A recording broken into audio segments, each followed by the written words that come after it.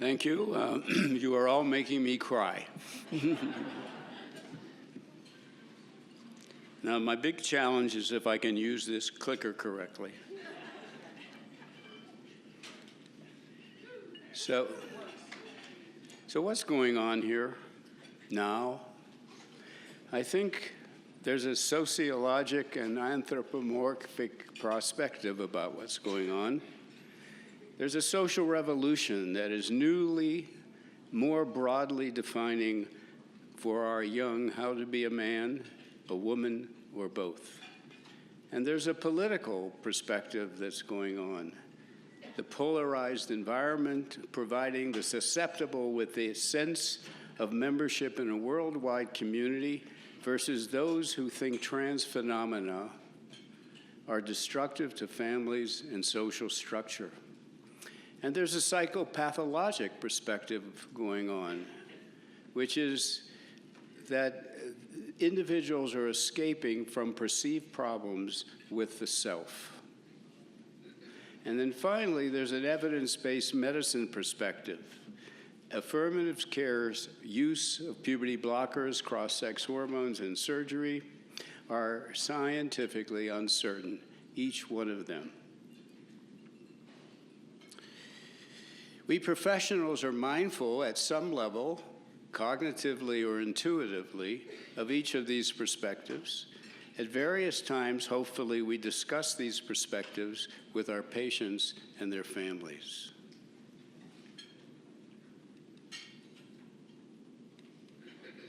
So I want to talk about the processes of evaluation, and I need to sort of emphasize, this is Steve Levine talking. This is not science talking. This is one person's synthesis of how to do a psychiatric evaluation for a trans-identified youth and their family.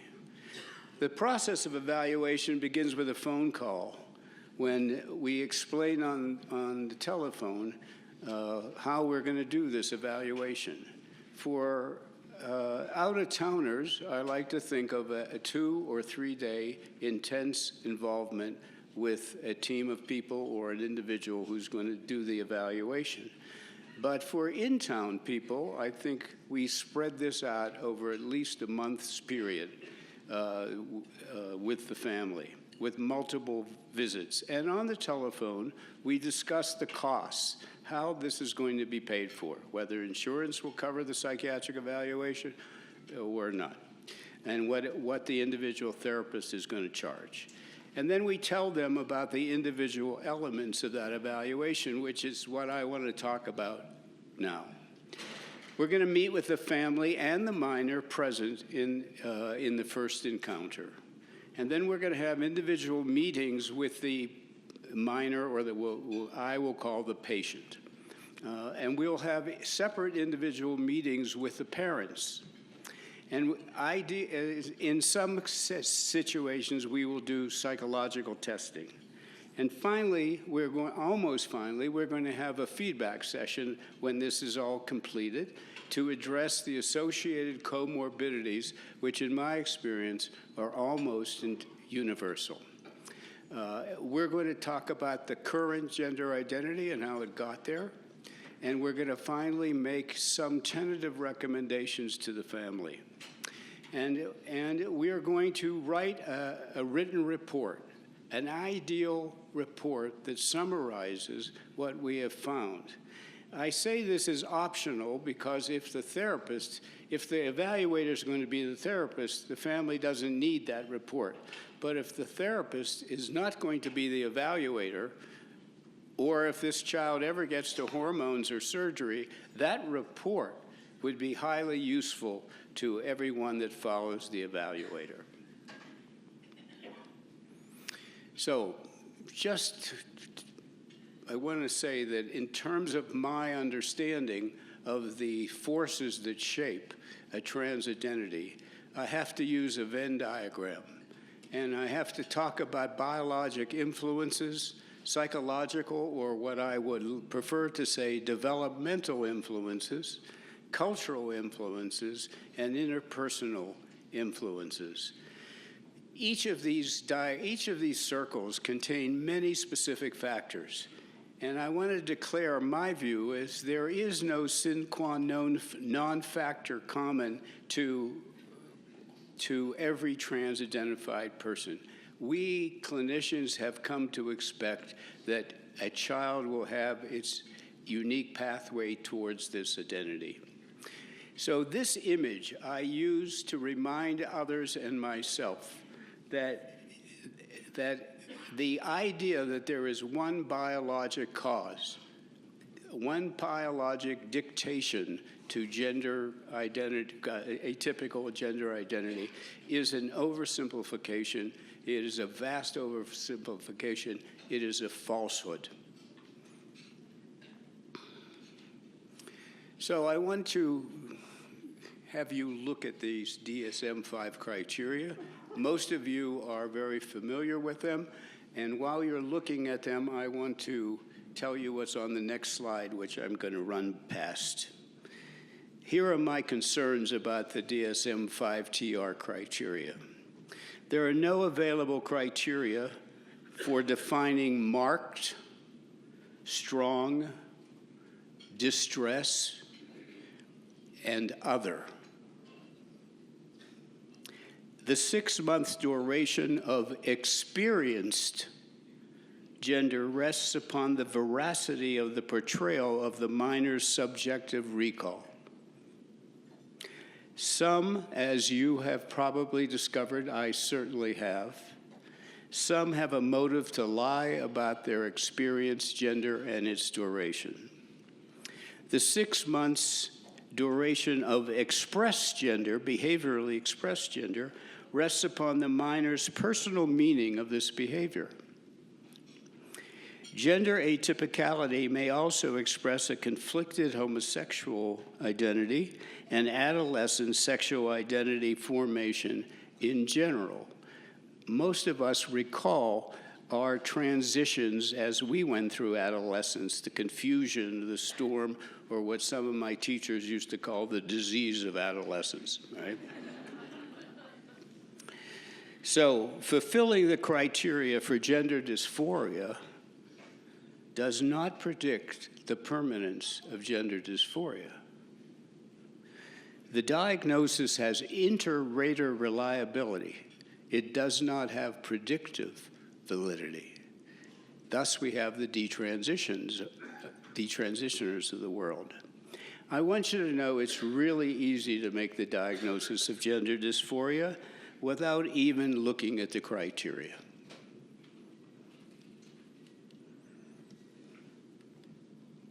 So I want to teach the people who come to see me what my values are that are reflected in this process with me. I believe these 7 things. It is important to preserve and strengthen the parent-minor bond.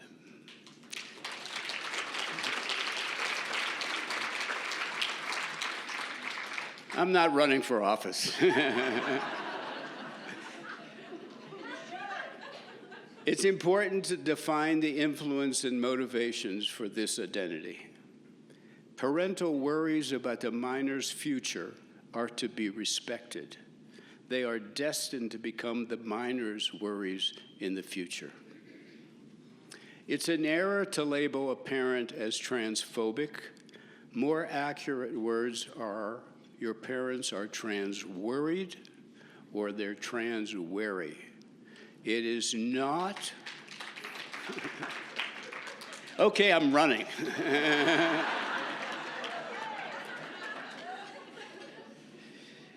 One should not be embarrassed by being called transphobic, but one should reinterpret that word. It's not a phobia, it's a genuine, heartfelt, intuitively understood, and sometimes well-researched set of concerns. We are trans-worried. Therapists ought to be trans-worried. And I guess it's 6th. Minors are ultimately responsible for deciding how they present their current and their future gendered selves. Not me and not the parents. And the family, not the therapist. must ultimately decide how to proceed. Despite the recommendation, it is up to the family and its internal processes and best judgments. Now, separate from values, there are goals of a psychiatric evaluation. Number one, I intend to form a trusted relationship with this family. I intend to learn about the parental views and their concerns about the minor's identity and the minor's behaviors. It is also a goal to obtain a developmental history beginning with pregnancy or even before, to the present. This is a lot easier if the child is 6 than if the child is 18. There's a lot more to cover, right? To learn about the family's milieu, marital relationship, and the members of the family's interactions. Some people would call that the family dynamics. That is a goal of the evaluation process. And the other goal is to share relevant scientific knowledge in this arena of care.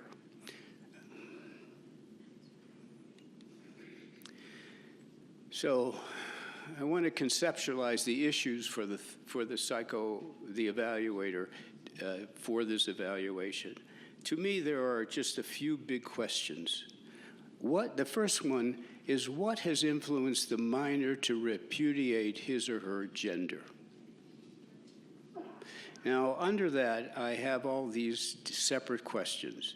You know, it includes this. In answering this question, we have to think about the psychological responses to biologic factors such as autism or learning disabilities or cleft palate or whatever congenital abnormalities or challenges a child may have lived through. It begins with the neonatal processes which may sequentially unfold. Conditions such as asthma and diabetes and overeating and speech impediments. All these things have psychological developmental influences within the mind of the child. And we're interested in the mind of the child or the teenager, right? Relationship quality and patient sensibilities about each parent and sibling. I've seen many of these kids who fundamentally have measured their parents as not being very good people, right? I want the evaluator to get a sense of the characterologic features of the minor. I want to know if this child has been exposed to pornography and the responses to it. And of course, all of you are quite aware that we want to know about sexual, physical, psychological abuse and neglect, right? So the second big question is, what are the traits or characteristics of the other gender does the minor aspire to possess for him or herself? What is it about the other that you admire so and you wish to incorporate into your emerging sense of self? It's a very wonderful question, I think, right? And what is the minor's understanding of the source of that gender identity, which you might be surprised there's very little answer from the minor. But sometimes the minor does have a sense about that. So further issues for the evaluator. What is this child and what is this family's attitude toward homosexuality? And what concerns, what ambivalence, what worries does the minor have about their future as a trans person? Even when the person says, I have no worries, ask the question again and again, right? What self-labels and names has the child had over time? And we need to realize when we're doing this evaluation that the end point is to recognize, to label, and I emphasize the next word, prioritize, the array of diagnoses when we come to recommending treatment approaches. To prioritize, not just a list. So I say the psychological testing is optional. I come from a background when we used to do an MMPI and MCMI on every teenager. And I know in other settings people do various tests to sort of rank the intensity of gender dysphoria. I think none of these tests are free of scientific concerns about their ultimate validity and utility, but it does add a sense of relative objectivity, and it helps the therapist to define character traits and current symptoms in more depth, at least the two tests that we've been using historically. Now I want to talk about the feedback session. In the feedback session, we provide hypotheses, and can I emphasize that word to you, hypotheses, about the causal biologic, psychological, developmental, interpersonal, and cultural influences on the minor's intrapsychic creation of trans identity. The family is taught that these, at least they're taught by me, they're taught that these hypotheses fall into three categories: predisposing influences such as autism, learning disabilities, speech impediment, ADHD. That is predisposing to not feeling good about oneself as a person.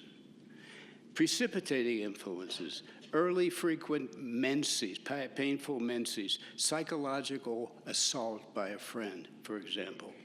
Maintaining influences, peer, school, internet support, romantic trans partner, right? These are all influences, but there are multiple layers and they happen over various periods of time, and I want the parents to understand that. This is not a simple thing that your kid is just trans, that no human being is exempt from the fact that postnatally forces shape who we become, right? So sometimes it may be useful to have a separate feedback discussion with the parents and the minor, although most of the time my feedback is with the minor in the room, right? But when the predisposing factors have been things like early life marital dissatisfaction, dysfunction, someone's having an affair, there's a severe, long-standing psychotic postpartum depression and so forth, psychosis, and sometimes the kid is just too depressed to listen. The teenager just can't hear what the doctor has to say. But most of these ideas, I think, can be articulated within the family unit. So we want to present the diagnostic findings concerning the type and the duration of gender dysphoria that we think exists, and whether they even meet the criteria for gender dysphoria. And that slide that I didn't show you but talked about my concerns, I sometimes have to raise concerns about, what does it mean marked? What does it mean impairment of other important areas of function, you see? So, and I certainly want to emphasize what I see in terms of the other developmental challenges, the comorbidities that this child or this family represents. And fifth, the recommended approach for the identified problems. Now, what are the possibility of recommendations? What are they? You see, they can be parent guidance, medication for the child, individual therapy for the child with or without medication, simply a recommendation that the child just begin to journal and to begin to write down the evolving thoughts that happen over time, right? And every once in a while I see somebody who I think needs to be psychiatrically hospitalized. So if my usual recommendation is some form of psychotherapy, but I don't just say that. I have to explain the structure of psychotherapy. It doesn't have a definite number of sessions. Its frequency ought to be enough that we can have a relationship and a rhythmicity and regularity to it. And I would say once a week or twice a month. The duration I introduce as long-term. I can't tell you this can be done in 6 sessions or 16 sessions. I think we have a commitment to further the child's understanding and the family's understanding of the complexity of this developmental person's life. If I could do this in person, I would have the therapy be done in person. And I try to emphasize at this stage to the parents that psychotherapy is a priority over most social opportunities that the child has. That find a way to make this a high priority. Because when people cancel because there's a school this or an athletic that, I find that the therapy goes nowhere. It has to be a commitment by the family, by the parents, and by the child. So the family, of course, hopes for assistance. The family makes the evaluator the potential miracle worker that's going to cause my child to see the wisdom of staying with his or her biologic sex. And I have to, and I tell you that to tell you the absolute truth, I feel that would be an ideal outcome, but that's not the stated outcome that I represent. The outcome I represent is my job is to improve the child's function, to diminish his or her symptoms, and to improve their capacity to socialize and to think clearly.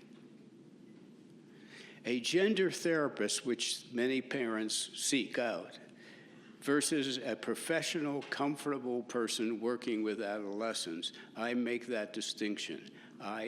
Many of the parents who have come to me have already seen a gender therapist, and they've realized the gender therapist is not an ideologically neutral person at all, but thinks that affirmative care is the best and the only treatment without which your child will die within the next couple years, right? So I try to educate that.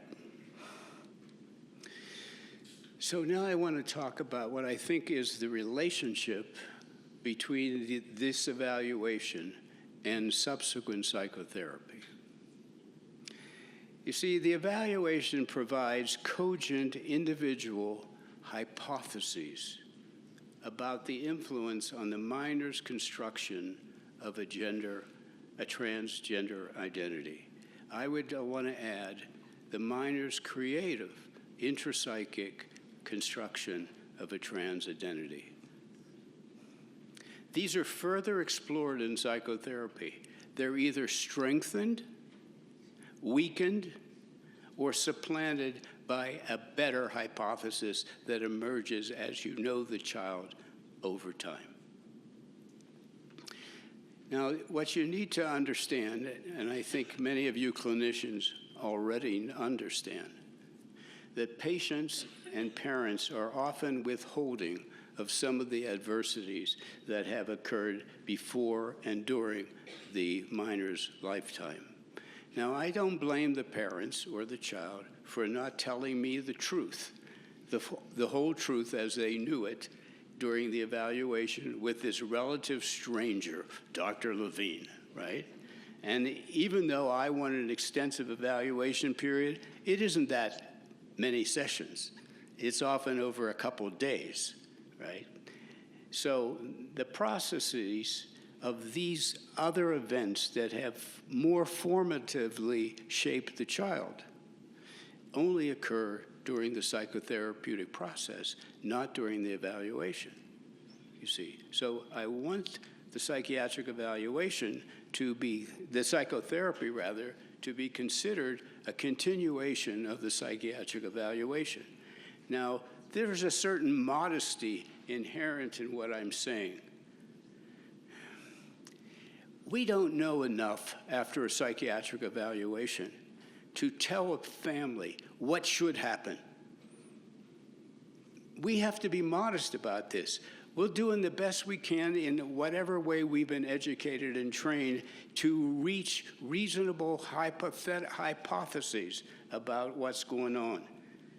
But we should know that we always will have an incomplete story. I once took care of a Roman Catholic priest for 2 years. On the 2-year anniversary, he changed what he had been leading me to believe for every session. And that is, he did have sexual intercourse with one of his parishioners. He represented himself as totally celibate throughout his life. It took him 2 years to be able to tell me the truth. Now, I'm not picking on the priest at all. I'm saying if a priest can't be honest,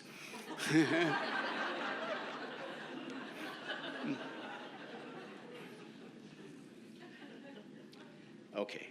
So, again, casting no aspersions on the family, the psychotherapeutic process, which includes parental involvement, meeting with the therapist. I talk a little bit later about that. We're welcoming the opportunity to learn with every session we have with a family or with a child minor. So here's my ideal concept of what a psychotherapist should be. Warm, interested, respectful, evidently kind, reliably present, not on vacation every month, patient, and shocking to my residents in psychiatry, conversational. Therapy is a conversation with somebody who knows more about the general problem, whom I call doctor, see, and the patient who's the world's expert on the patient's life. That doctor and this doctor are having a prolonged conversation over time to teach both of them what the other knows. Now, a therapist meets a family or meets a patient, and sometimes the patient doesn't return. That's what I call the doctor or the therapist flunking an audition. Because while we think we're evaluating the patient and the family and the patient are evaluating us, right? We flunk sometimes for various reasons, not all of which are because of our deficiencies, right? But we do have to ask ourselves what went wrong, because they're looking for our trustworthiness, for our knowledge, for our empathy, you see, and for our reasonable or realistic hope, you see. Not always, they don't not always return to us because of us. We might pass our audition and still they don't return to us because they have financial problems or they have other issues in the family that are far more demanding of their resources than their trans kid, you see? And then there are new family events, like the father gets metastatic cancer diagnosis, right? So life happens. We appreciate that life happens, and we're knowledgeable about the process of life and understanding. That adds to our trustworthiness, of course. Now, what I hope the psychotherapist, who many times is the evaluator, understands, that's what this slide's about. That in the process of talking, of doing therapy, resistance about the therapy will arise. It should be kindly explained to the patient and dealt with in conversation. It should be explained, you see. Everyone wants to get here, but the human psyche, when we say we want to get here, we also don't want to get here. We have ambivalence. We have other considerations. These things arise in the conversational dialogue between these two people, you see, and the doctor is supposed to be able to explain this in such a way that preserves the continuation of the therapy. The other thing I think psychotherapists are expected to understand is that maturation happens between sessions as a result of the mental processing of what transpired in the session. The work of therapy is intrapsychic at night, during the day, associated with all kinds of emotional excursions that do not happen within the therapy hour. You plant a seed, a concept. The patient may reject it or accept it.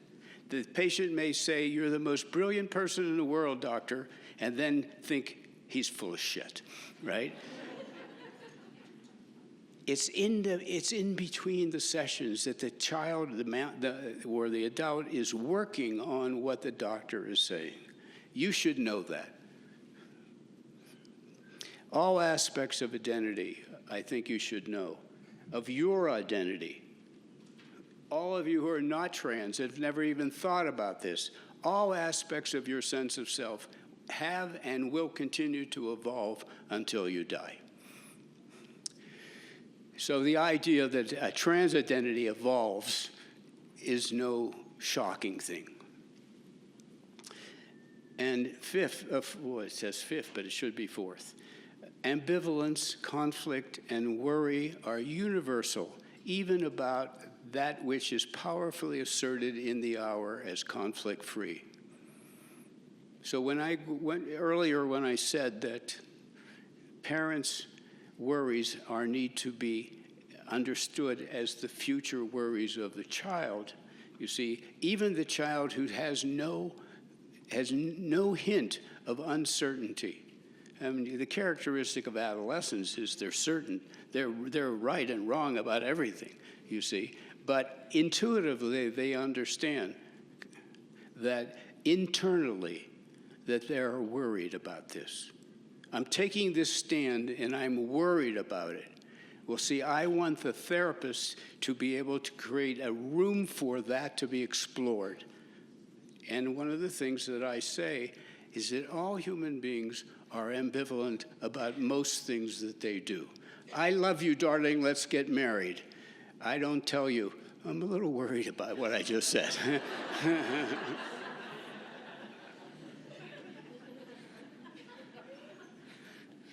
That's a great line, you know?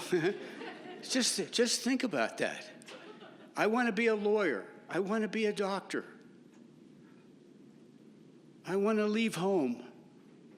I hate my mother. All those things, there's an array of conflicting feelings about. That's what we mean by human. And isn't that what we want to convey to our trans families? These children are human. They follow all the rules that we have to follow. They have all the uncertainties that we have. Come join us. We're human. Let's talk. Chaotic sessions which will occur reflect personal conflict in the child or negative transferences to the therapist from other people.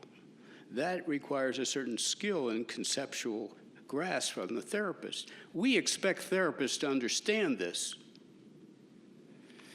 And therapists are often more important to the patient and to the family than can be perceived by the therapist. As I like to say, no doctor sees the hope on the shoulder of the patient who walks into his or her room. There is enormous hope when a patient seeks psychiatric care for improvement. We can't see it, and oftentimes we can't perceive it in the person's attitude in therapy. But we have to assume that we are being placed upon our shoulders a very heavy burden, and we can't usually fulfill that burden fully. But we are the source of the parents' and the child's hope for the future. So I know the House of Psychotherapy has many different rooms, and in each of those rooms, there's a kind of psychiatric ideology. The psychiatric evaluation and therapy really needs to transcend our comforting ideologies, you see. Many times, people who aren't from the psychoanalytic room don't like the term unconscious. So I want to speak to those people now. Many of the things that those psychoanalysts think are unconscious have never been unconscious at all. They've been private. They've been personal. They have been too embarrassing to reveal to the therapist at this time. Remember my priest. He wasn't unconscious about his week of sex, right? A minor, and this is hard for us to grasp, I think, a minor can be too inexperienced to understand our concepts. We are very educated people. We're older than them. We have cognitively matured. Things that are obvious to us, that we can conceptualize, they cannot. We have to be patient and educative, you see. The word naive for an 8-year-old about sex, for example, means, oh, he hasn't lived long enough to understand. Naive, he's a child. But when you're 20 and you're thought to be naive, that word means I'm pretending not to know. And so what we need to distinguish between the naivete of the real young person and the naivete of the person who's kidding himself. Because he lives in a culture, she lives in a culture too, that we were talking about all morning, you see. So, the therapist is the patient's educator about the patient's mind, the patient's feelings, motivations, dilemmas, and unexpressed attitudes, and relationships between what's going on within the patient and the culture. We're the educator. We're not the lecturer. We're not the didactic educator, but in some way in our conversations, we're educating. What is often unconscious really is the following: an escape from the hated aspect of oneself, a guilty disidentification from a parent, a repressed memory of sexual victimization or neglect, a fear of one's homosexual attractions, and a sense of hopelessness about the self. So whether you're a cognitive behavior therapist or not, I think whether you think about naivete or unconscious, I think there are things that only gradually occur to us as we age and mature and have more life experiences. Some people like to call that unconscious. I don't care what you call it, just so you understand it. 2 final thoughts. The primary purpose of the therapist is to improve the patient's capacity to recognize, label accurately, and express their feelings, their conflicts, their ambivalence, as well as to improve their social judgment and to recognize their own complexity and to honor the development of their life that is yet to come. This simple analogy I find many young people like. You know, think about your life in this way. Your life is a ship. You're the captain. Your job is to steer the ship into the deep waters and not to bring it directly onto the rocks. Captain, ship, danger, disaster, deep current, open possibilities in life. And then after I say that, I sometimes refer to the child, the teenager usually, as captain. So youthful trans identities are creative interpsychic adaptations with future outcomes that represent limited life possibilities. And these are some of the ideas I think that we have to trustworthily communicate in conversation with our patients. And so what I'm saying is this begins during the evaluation, and it continues during the therapeutic process. We have 5 minutes for discussion.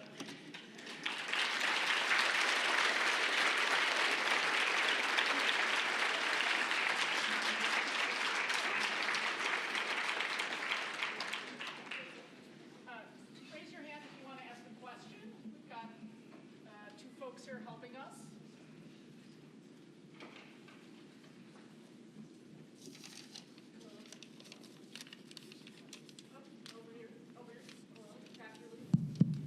Hello. Oh. Hi. My name is Erica. I'm a pediatrician. And my question for you is if you either suspect or have quite a bit of certainty that the parent, one of the parents at least, usually the mother, is engaging in Munchausen's by proxy, what recourse do you have? Do you want to explain what that is to the entire audience? Munchausen's by proxy is now also known as medical child abuse, where usually as doctors we trust the history that is given by the patient and their family, but in these cases of medical child abuse, the parent makes up problems in the history that are not true in order to gain certain psychological secondary gain, such as attention and sympathy from other people. Yeah. So just because I'm up here and I have this reputation, don't think I have the answers to your questions. This is a problem of psychopathology of the mother. The mother is resistant to the idea that she's making this up. She's resistant to the idea of the motive for making this up.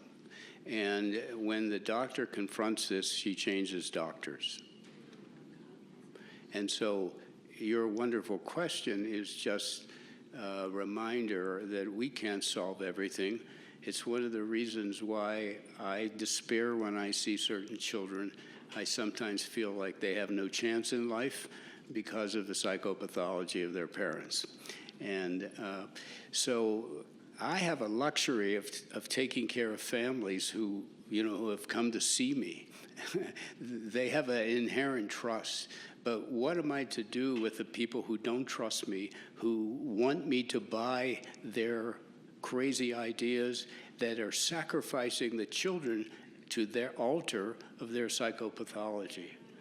And I would say to you in a glib answer, send them to a mental health professional, not the child, the mother, even if you have to lie to the mother that this is going to be parent guidance. Because if we can find a relationship that's satisfactory to the mother, that's trustworthy, we may have to wait 6 months before we are able to help that mother see what she is doing and appeal to her finest maternal instincts. But these people are often very mentally ill, and they're tough. Someone asked me an easier question. Hello? Hello. Hi. Hi. Over here. Sorry. I was born with a condition called secondary hypogonadism.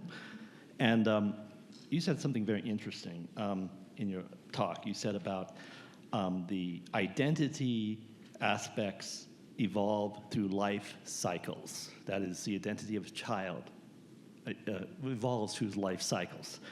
But when you institute a puberty blocker, you stop the life cycle. You stop the development. You shut the engine down. And I was just wondering, how did this become a part of a treatment plan for a child with mental and emotional problems? Thank you.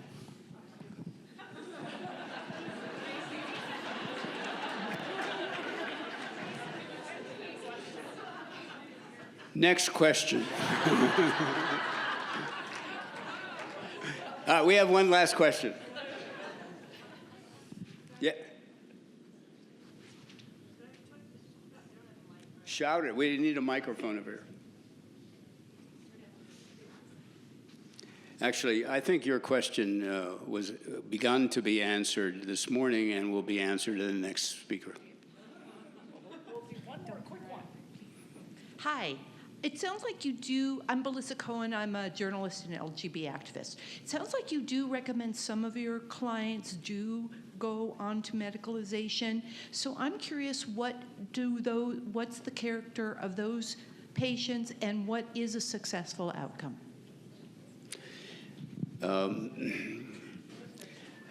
Well, number one, I have been known to recommend endocrine treatment for adults. I don't generally recommend them for minors at all, but minors don't necessarily listen to me, and they go on and seek endocrine treatment anyway. I attempt to maintain the relationship with them, and I sometimes do, but mostly I follow that child through seeing their parents.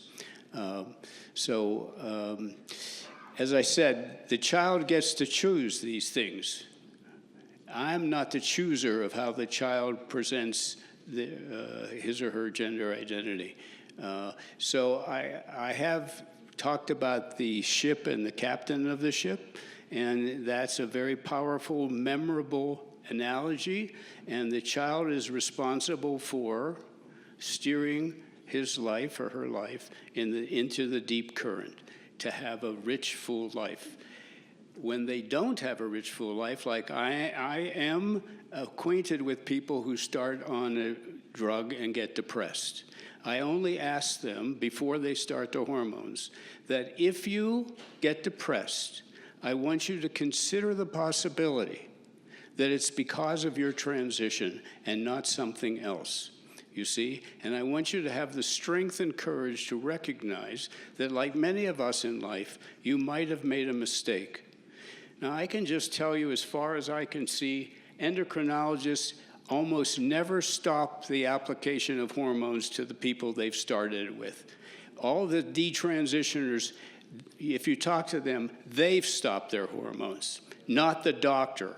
Even when they're depressed, even when they've made a suicide attempt, the doctor continues the treatment, you see. So I'm trying to anticipate that when I talk to these young people who are going to go on to hormones. I'm saying, you have to have the strength, you have to have the power to reconstitute your life, change direction. You know, I loved going to college because in college, I would hear a teacher and it would change my life. And in some way, that's what I'm trying to do as a therapist. Bye, everyone.